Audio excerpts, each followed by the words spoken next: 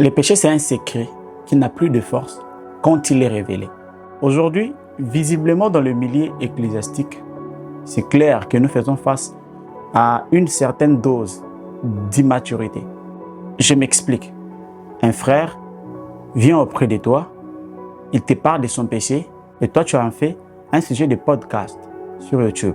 Un frère vient, une sœur vient, elle te parle de son péché, toi tu en fais un sujet de live sur TikTok. Et du coup, les gens choisissent de protéger leur réputation que de confesser.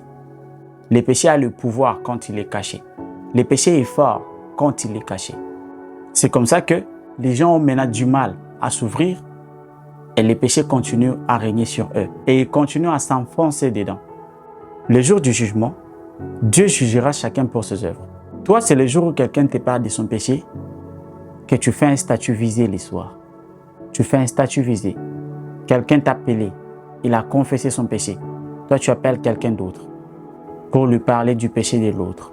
Alors qu'au lieu de l'aider, toi, tu l'as enfoncé dedans. Mes frères et sœurs, quand quelqu'un vient te parler de son péché, c'est pour que tu puisses l'aider.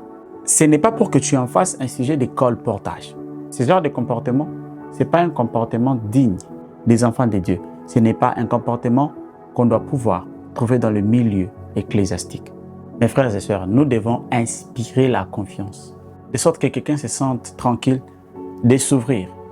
Aujourd'hui, c'est très grave, on peut le dire comme ça.